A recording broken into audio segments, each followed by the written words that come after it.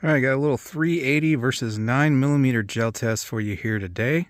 Although not so much of a this versus that, but more of a side-by-side comparison and analogy. This will do a real good job of showing the difference between 380 and 9mm because both these loadings for both calibers, or cartridge I should say, because they're actually both the same caliber, they're both utilizing the same 68 grain Extreme Defender bullet. I'm going to be using this Underwood Extreme Defender.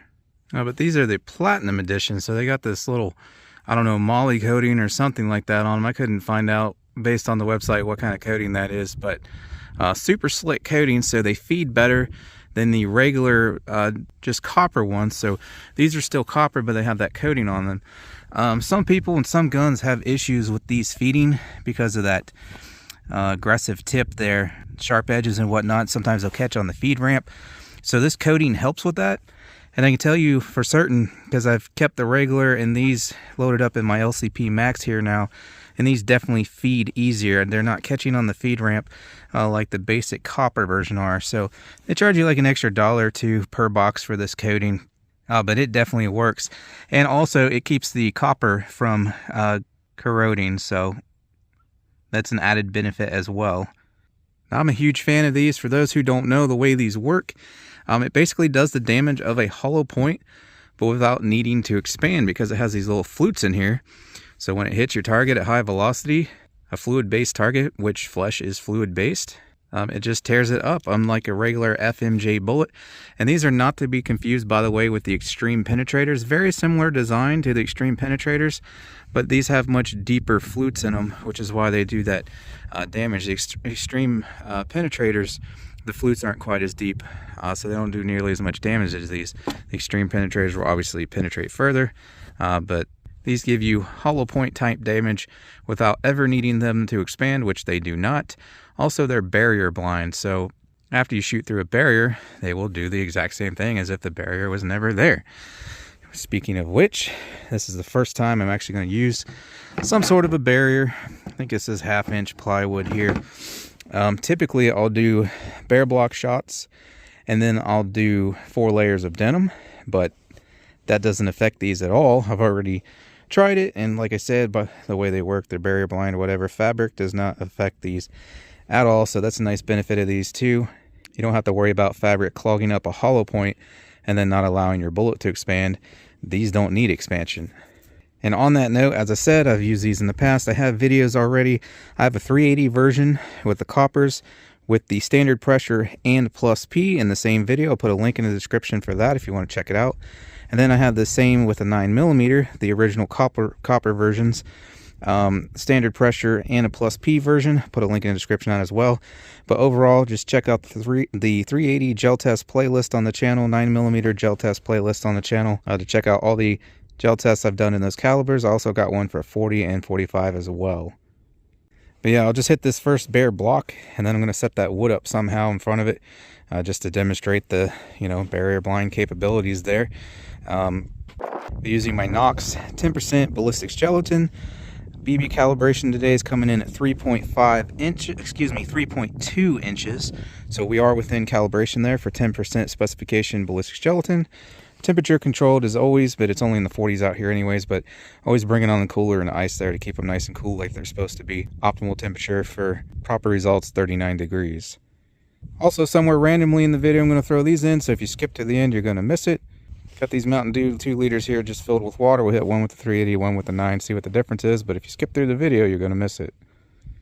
And these, by the way, are the standard pressure for both 380 and 9mm. There's your stats on these. 68 grain, advertised 1,300 feet per second for the 380. Also 68 grain for the 9mm, much higher, advertised velocity 1,700. They also make these in a 90 grain for the 9mm if you want a heavier round for a better penetration against like glass and metal and whatnot. And then the pistols I'm going to use today, I'm going to use both Ruger micro pistols for this test. So I'll be using the LCP Max here for the 380, and then their Max 9 for the 9mm. And while I'm at it, I'll put a link in the description to the original review videos of these pistols if you want to check them out. All right, we'll go ahead and get started here. Shooting distance will be about 5 or 6 yards, and we'll get measurements on the penetration as they go in. And what I was going to say, retained weight and expanded diameter measurements at the end, but we're not going to have that with these. But I will show them to you guys up close when we pull them out of the block. All right, we'll hit it with the 380 first on the right, and then I'll switch the camera around on the other side for you guys for the 9mm on the left.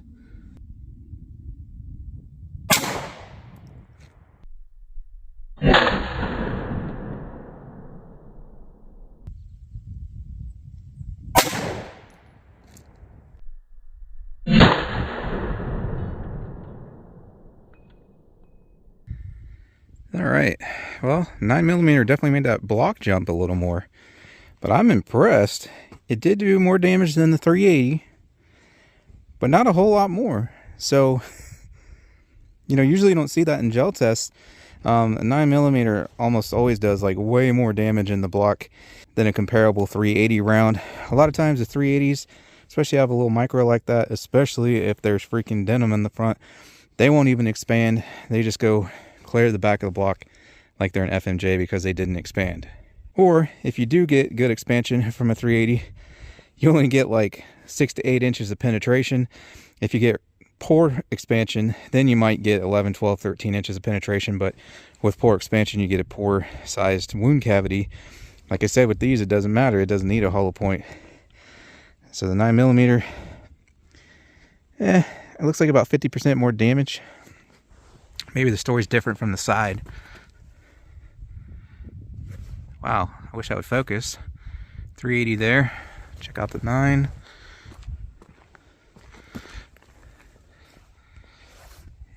Yeah, over here you can see quite a bit more. It depends on how those tears line up. But I'm still pretty impressed with that 380. I mean, that's why I carry it in my 380, because this stuff's awesome. A little more telling story here. 380, 9mm. So yeah, it's quite a bit more, but that's still real impressive for a 380. You got immediate damage because they don't need to expand. And then I'll get a measurement on this, but like 8 inches in there, it's just tearing it up. And that was from the bottom side. So now flip back over. Yeah, about the same there on the 380. About 8 inches, it's really tearing it up. So anyways, there's your 380 bullet. What's interesting is it's spun around backwards. And then there's the 9mm, which is facing forward. Got about an inch bounce back on the 9, about a ½ inch on the 380. So on the 380, about 14.5, almost 15 with the bounce back. On the 9mm, 15.5, about 16.5 with the bounce back. And there's another look for you with the sunlight helping us out. Here's entry, 380, entry, 9mm. And if you think that's good, you should see the plus P versions of each. If I recall correctly, again, I'll put a link in the description if you want to check out where I tested standard and plus P with the 380 and standard and plus P with the 9mm. But if I remember correctly, the plus P version in 380 did what the 9mm is doing over here. And then the plus P 9mm, man, it was just a ridiculous amount of damage. But I'll get these spun around now, and I'm going to get that board up in front of it. And I think I'm still going to put the denim up as just even more barrier, just so you guys can see how well these work through shooting through barriers. All right, I'll do 380 first again. On this side, 9mm on the left side second. And I want you guys to see this. We're just going all out here. So I got that ½ inch piece of plywood there. And then the way I have this denim folded up, it's 16 layers of denim. So why not, right? It'll be fun anyways to see what happens. So I got 16 layers on the back side of that board, acting like a parachute for those bullets. So let's see what happens.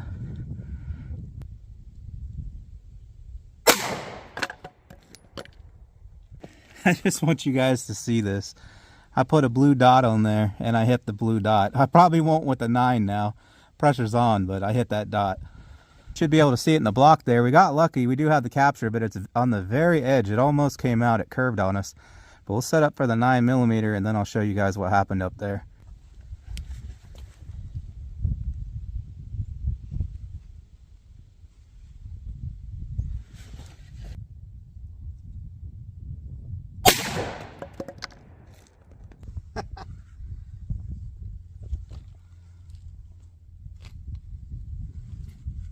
Yep, I missed with the 9, not by much though.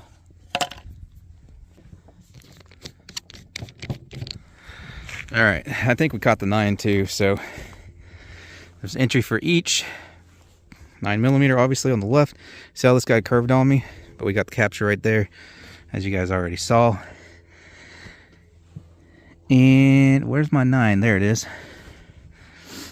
Right there she is. We'll get measurements. It looked like the 9. Yeah, it curved down, hit the table, and then right there it is. Also, you can see that drastically different. Well, maybe not drastic, but the penetration is definitely shorter. But I mean, 1/2 inch board plus 16 layers of denim. This guy still made it about 11 inches with the 380 through that. And the 9, about 12 or 13 there. I'll measure it in just a second. But that's why in 9mm, at least, they make a 90 grain version. So if you're shooting through thick barriers, like you might have to shoot through car doors or glass or whatever. And this is an interesting fact. While the 90 grain doesn't really go much further, if any further, than the 68 grain in Ballistics gel, through hard, heavy barriers like that, you will get better penetration with the heavier 90 grain than you will with that 68 grain.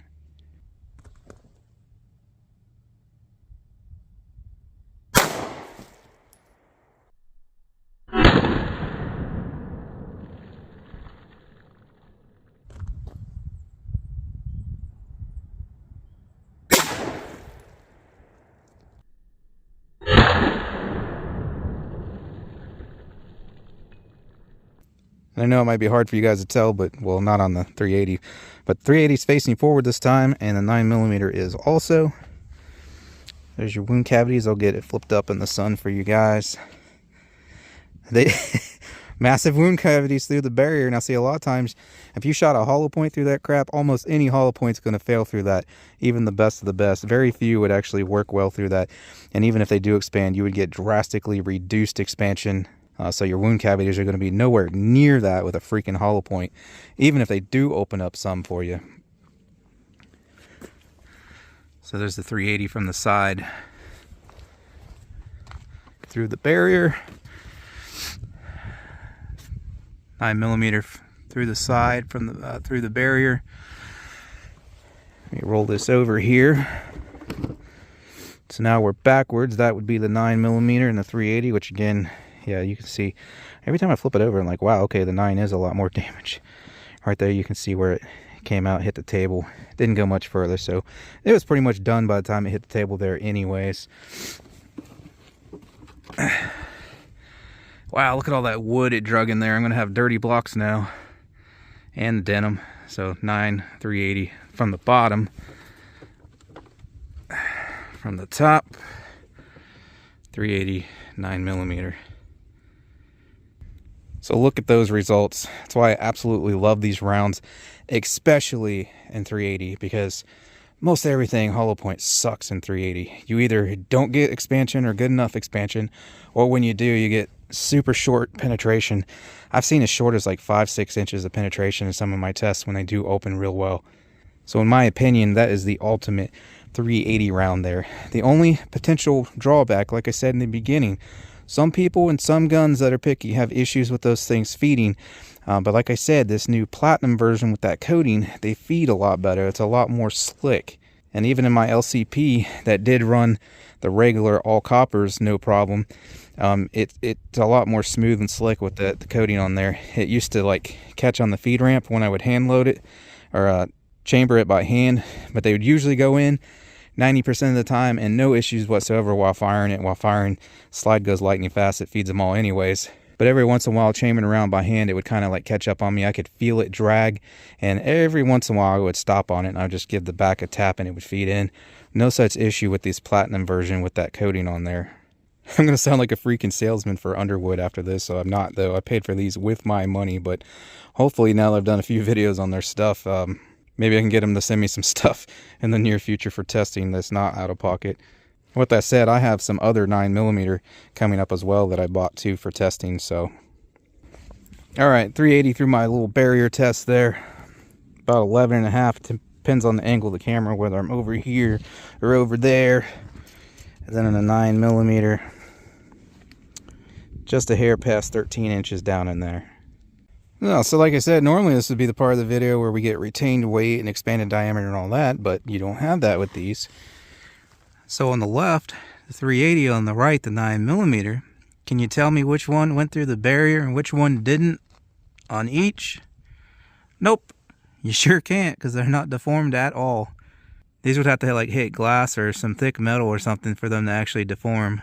Well, what I did think was neat, you can see the copper under the coating now where the rifling rubbed off the coating. So I thought that was cool. A little cooler on the 9mm. It took more of the coating off. That was another thing with these too, I forgot to mention. They're supposed to be a little bit cleaner for your barrel. Because of that slick coating on there, you won't have as much copper fouling in your barrel, so it'll keep it cleaner for longer. But that does it, guys. Hope you liked the video. Leave me a comment down below. Tell me what you think. If you want to get any of the products you see me use in my videos, like even the Knox gelatin I use, target stand, paper targets I use, steel targets, earmuffs, caliper, scale, rangefinder, and more. Links in the description for all of that. Again, I'll have the original version, 380 standard and plus P, 9mm standard and plus P, linked in the description if you want to check those videos out. But they'll also be in the 380 and 9mm gel test playlist. And if you shoot 40 or 45, there's playlists for those as well. But thanks for watching, and I hope to catch you on the next one.